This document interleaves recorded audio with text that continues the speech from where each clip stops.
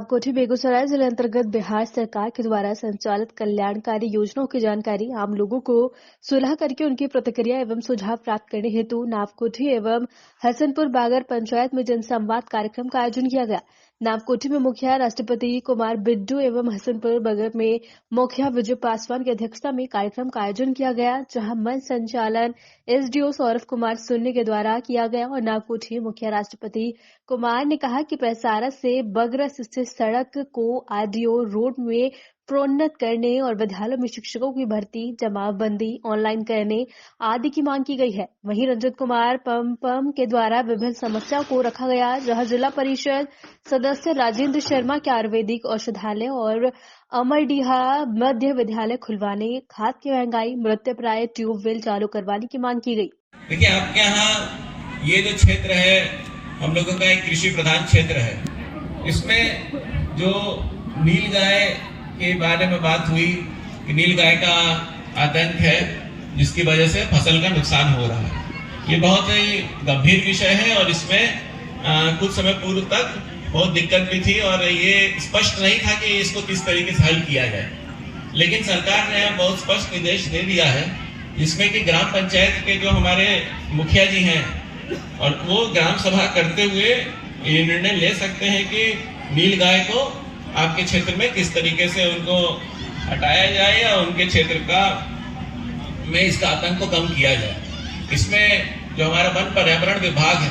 इनके द्वारा जो चिन्हित आखेटक है उनके माध्यम से भी नील गाय का जो आतंक का प्रकोप है इसको कम किया जा सकता है। तो ये संकल्प है, ये जैसे जानकारी के अभाव की वजह से संभवतः हम लोग इसमें नहीं काम कर पा रहे हैं। तो मैं इसमें एसडीओ साहब से भी कहूंगा कि एक बार बैठक करके आप लोग जो यहाँ के वन प्रमंडल पदाधिकारी हैं, जो रेंजर हैं, उनको बुला लें, सभी जो जनप्रतिनिधि लोग हैं, मुखिया जी लोग हैं, इनको बुला के और उन क्षेत्रों में जहाँ पर नील गाय का आतंक ज्यादा है, जहाँ पे खेती में ज्यादा दिक्कत हो रही है, वहाँ पे इसका हम लोग निदान कर सकते हैं। इसी तरीके से जो नलकूप के बारे में माननीय मुखिया जी ने बताया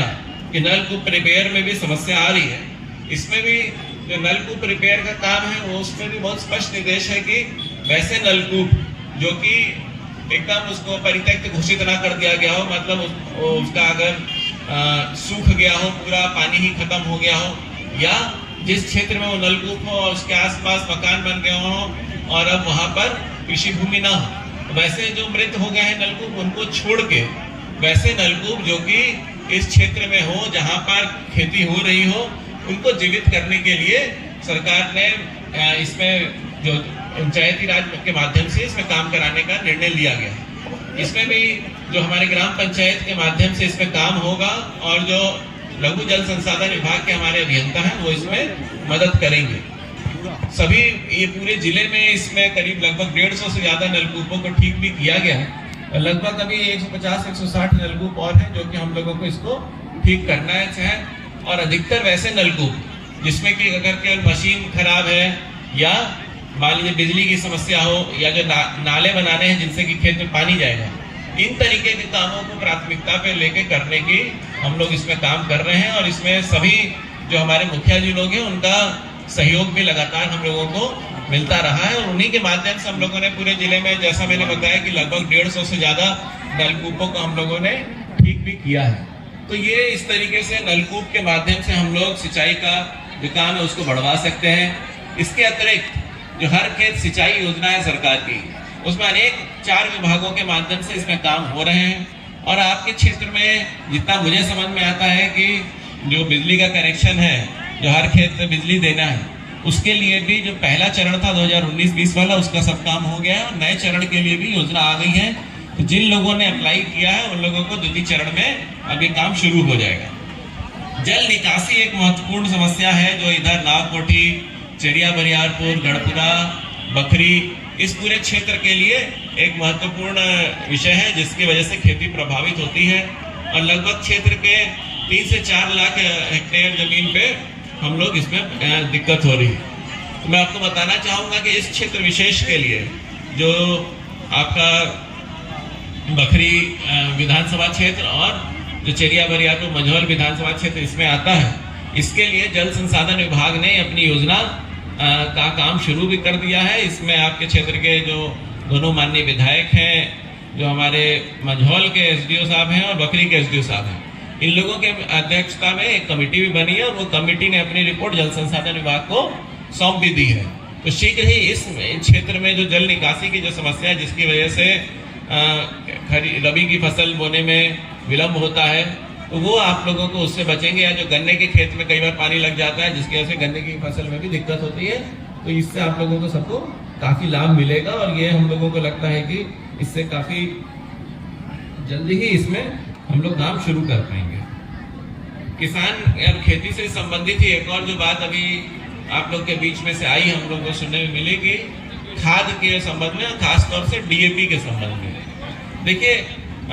पिछले वर्ष आप लोग को ध्यान होगा कि इस समय में खासतौर से जब नया बुआई करना होता है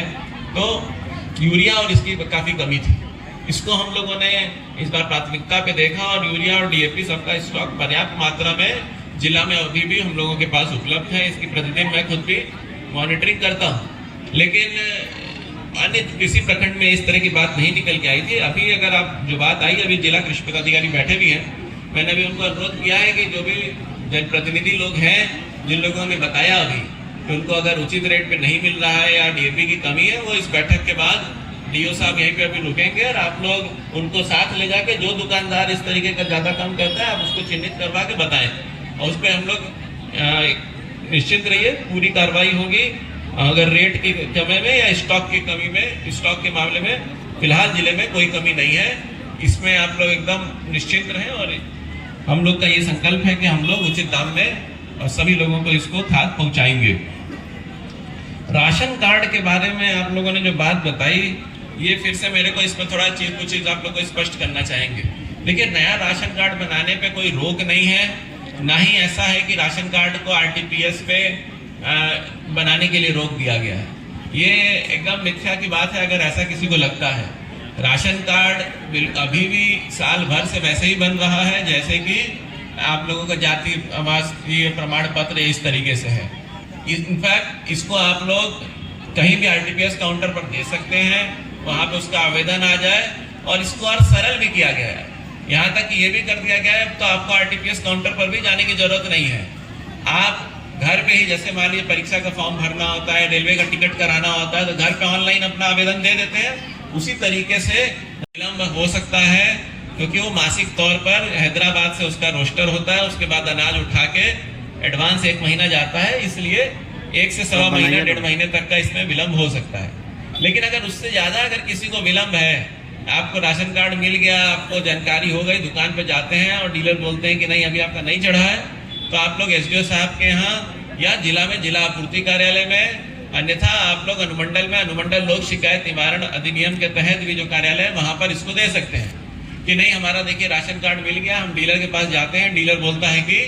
अब आपका नाम नहीं है, जबकि आपके हाथ में राशन कार्ड है। तो ये चीज का आप इस तरीके से इसका निवारण कर सकते हैं ताकि कोई भी गरीब व्यक्ति जिसको सरकार की तरफ से जो अनुदानित, अब तो अनुदानित भी नहीं है, अब तो मुफ्त है, तो जो मुफ्त का अनाज मिलता है वो आप लोग जो पीडीएस दुकान है वहां से उसको प्राप्त कर सके और अपना जो इसमें लाभ है उसको ले सके। लेकिन मैं ये भी अनुरोध करूंगा आप लोग से कि इसमें जो भी लाभुक हैं सबका आधार कार्ड उसमें करवाना, ऐड करवाना, जुड़वाना जरूरी है। जिले में अभी भी लगभग 62,000 ऐसे व्यक्ति हैं जिनका कि राशन कार्ड में आधार का जो नंबर है वो नहीं जुड़ा हुआ है। और अखबार के माध्यम से आप लोग जान रहे थे कि 30 सितंबर अंतिम दिन था। उसके बाद ये था कि किसी कार्ड में अगर मान लीजिए कि 8 लोगों का नाम है, 5 लोग का आधार है, 3 लोग का नहीं है, तो जिन 3 लोग का है वो टेम्पररी रूप से, मतलब क्षणिक रूप से उसको रोक दिया जाता और उसके बाद आप जाएंगे तो फिर 5 ही लोग का मिलेगा। तो जब कब तक नहीं मिलेगा? जब तक कि वो बाकी 3 लोगों का आप लोग आधार उसमें नहीं जुड़वा देंगे। जैसे ही जुड़वा देंगे तो पूरा 8 का 8 मिलने लगेगा। ये इसलिए किया जा रहा है कि बहुत जगह ऐसा देखा गया है कि बहुत सारे फर्जी लोग घुस गया है और उसको निकालना हम लोग का काम है। कुछ जगह ऐसा है कि कोई आदमी मर गया है लेकिन उसका नाम अभी जुड़ ही रहा है, चल ही रहा है और गलत उसमें उठ रहा है। देखिए, ये जो अनाज है ये ऐसा नहीं कि मुफ्त का है तो मुफ्त में आ भी रहा है, आपको मुफ्त में मिल रहा है, लेकिन इसको सरकार जो है वो खरीदती है, उसका भुगतान करती है। और ये जो राशि है ये सभी लोगों के, आप लोग, हम लोग जो टैक्स भरते हैं उन सब से ये राशि आती है। तो इसको बचाना और इसको सही काम में उपयोग कराना हम लोग का काम है। इसको हम लोग देखें, इसको समझें। एक और जो बात निकल के आई कि उसना चावल और अरवा चावल की, तो आप लोग को ध्यान होगा, ज्ञात होगा कि पिछले वर्ष से सरकार के द्वारा ये जो धान अधिप्राप्ति होती है उसके पश्चात केवल उसना चावल का ही ये खरीद का निर्णय लिया गया है। पिछले वर्ष कुछ अड़चन आई थी जिसकी वजह से वो पूरा नहीं हो पाया था हम लोग के जिले में।